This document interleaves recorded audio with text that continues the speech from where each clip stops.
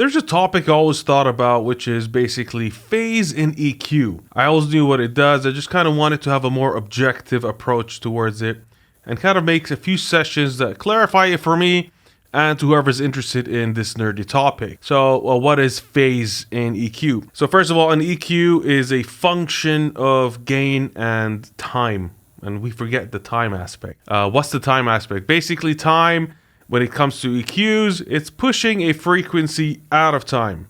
So while it pushes it up or down in terms of gain, but it's also moving it out of or in of time. And that's how the phasing effect works in it. And that has a characteristic. I believe it's called precedence effect. So when you hear something first, you perceive it as louder. Something like that. It's more about stereo systems, but I like to think of it also in terms of frequencies. So if a frequency arrives first, it will be perceived louder. So, of course, if it arrives first, add louder, then much louder. So there is a factor here. Anyways, I've done a session. You could download it and check it out yourself. If you don't like Pro Tools, just go into the audio folder and put in whatever DAW you're using. How is this experiment going to work? All right, so you got a 50 hertz and a 10K hertz. Let's look at them. These are test signals, nothing fancy going on here. What I'm going to do is I'm going to bounce them without any effects. When I bounce them without any effect, what I get is a result of this. Let's check it out.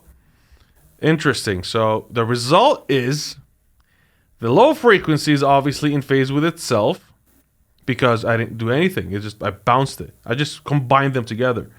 And the high frequency is also in phase with itself without any problems, as you can tell, perfectly in phase. So this is a summation of the two.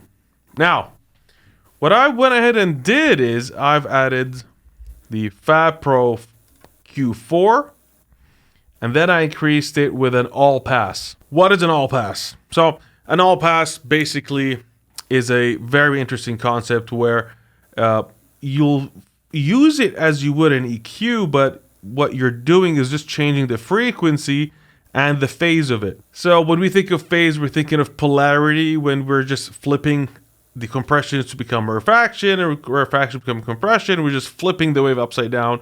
But really, phase is different than polarity, is you're moving it in time. And an all-pass EQ or an all-pass filter is just moving the frequency forward or just shifting it out of time, which is a very useful function, especially when you're combining microphones.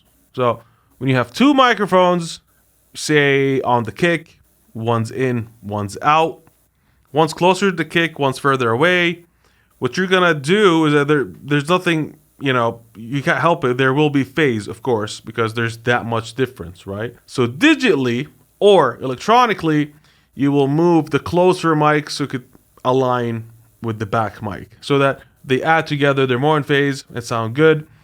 And with devices such as the Little Labs in between phase, there's a UAD plugin for it. You could do the same thing digitally, and you're just shifting lows or high frequencies. So you could be very specific, and it can be a very cool design tool. With my mics, I could have two mics on, for example, a cab. I find it that it's very easy to align the 100 and above, 125 and above. These will easily align. However, the low frequency will not align perfectly. So I might have to electronically fix it or digitally. Now, when Fab Pro Q with the Pro Q4 was released, before I read it, I knew it. I was like, they will definitely add an all pass. I knew it, and I was right. They did. That was awesome. And of course, the way you do it is quite easy. You just select the band and just tell it to be one. There you go. Now, all of these will change the gain. Not this. This will not change gain. This will change frequency. So back to the experiment. What I did here is that I made a all pass, shifting just to 50, almost 180 degrees, as you can tell, while keeping the 10K intact. and I bounced. And the result is very interesting shifts. There you go. Perfect. So the low frequency and the high frequency added together almost perfectly with the first experiment. No problem.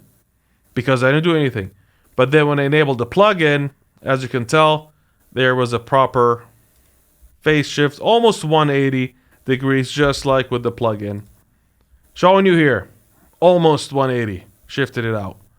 That is very interesting. So when it comes to miking, such a thing can be huge. 2 kicks, 2 mics on the cab, whatever. IBP would be excellent for that. And I mean, now Fab will be excellent for that. Because, you have the advantage of the digital world, recallability and all that. So I think this would do an excellent job. However, still, the analog would probably be slightly better. Even though it is way more convenient. This would be better if you have a higher sample rate. Anyways, not our point. Let's go back into the IR, which will show this a little better. There you go. So it's the same signal, but this is just one period of it. Again, the 50 with the 10K added perfectly, no problem. However, when you look at it with one period, look at that. The low frequency has been shifted, not the high. High is perfectly in phase with itself. Right? No problems whatsoever. However, the low, as you can see, shifted forward. Interesting. So, precedence effect. What do you think which is the first frequency we hear here? It would be the high. So even though it's the same loudness, this might sound louder. Same loudness, but this might sound louder because it arrived or was sent out to the speaker first. Now, this phenomenon is also, I think, in the mastering world, where an EQ is an EQ, right? Not considering the transformers and the harmonics. We're just talking about the function of EQ here. Of course, most EQs are popular because of their output transformer and all that. I get it. But in this case, we're just talking about this phenomenon, which is phase and time. I believe in mastering, that's a huge thing. Because what they want when EQing, it is the minimal amount of phase shifts. They don't want big phase shifts. They want it minimal and musical. An unmusical phase shift would be one that is, very chaotic. At one moment, the frequency is almost completely in phase and way out of phase. I'm going to show you a very crazy approach to this. I would never do this in a normal scenario, of course. Let's just jump here to Plugin Doctor. All right, so let me show you the most unmusical EQ you can think of. I'm just gonna go a little crazy here, and we're looking at the phase, right? Not the frequency. We're looking at the phase. Just gonna really lose my mind. There you go. All right. So what is happening here? Well, at one point, the region around the 5K is in a rarefaction. Okay, it's that phase degree. And then out of nowhere, it's sending the speaker the exact opposite. This here, this phase shift that the computer does not understand very well. At one point, it's like, wait a second, I'm minus 180 degrees, and immediately, no, you're completely in phase. So think about it in a speaker. It doesn't understand this.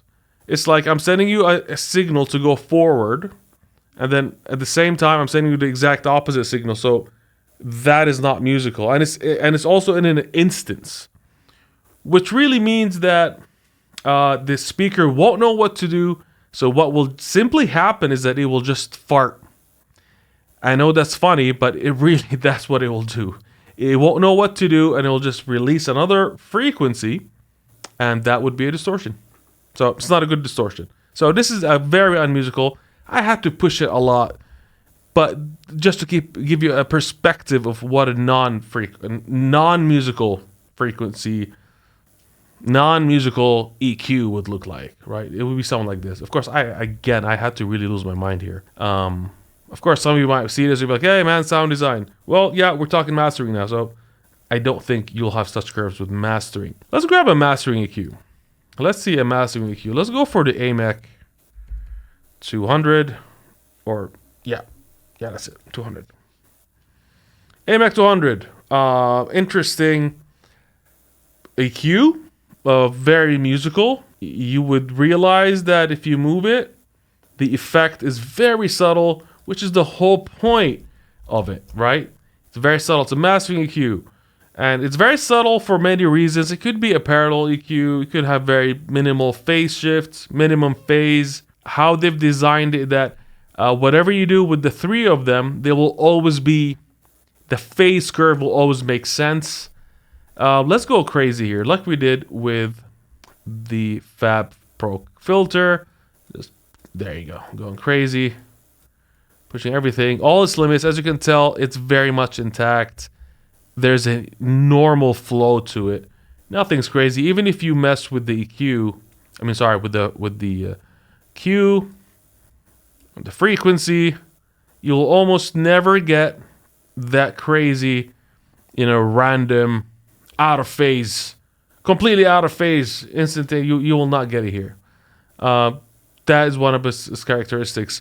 As a mastering EQ, keep in mind, I am pushing its limits. In both cases, I'm going very crazy. Just to prove a point, we're still talking about phase and EQ. I believe the AMEC, could be wrong here. I think they use the word AMEC because something to do with the Neve. However, the colors are giving me George Massenburg, that famous GML 8200 EQ. So, of course, if you don't know who George Massenburg is, I think he created... I don't think. He created the parametric EQ. So, if he's designing EQ, yeah, it's going to be good.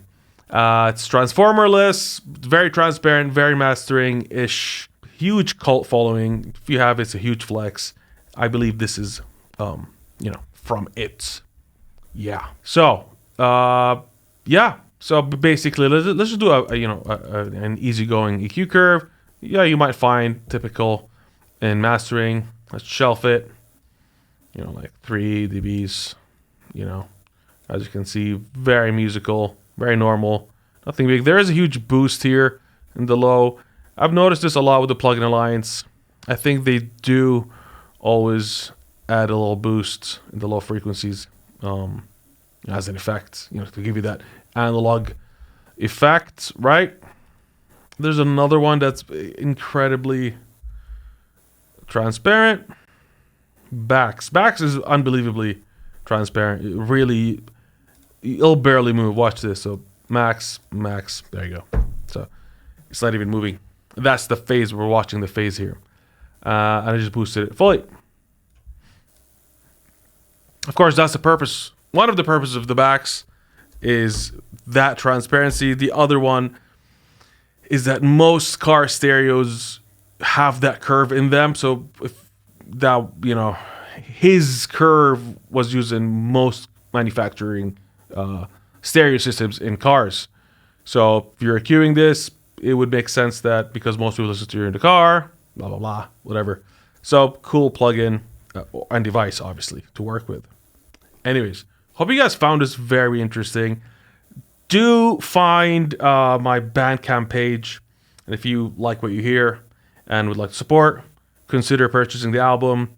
Check out my Patreon. I do go deeper on the whole minimum phase with EQs in one of my videos.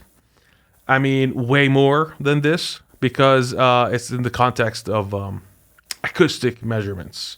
I mean, with acoustics and minimum phase is a very much a required thing to do. And you want to know when to insert it and when to apply it. When you're measuring, it's totally out of phase. It's insane. So the topic kind of goes deeper on the Patreon. And if you want to know more, please do consider subscribing and purchasing that course. So anyways, have a good one. Catch you guys later. And yeah, see ya.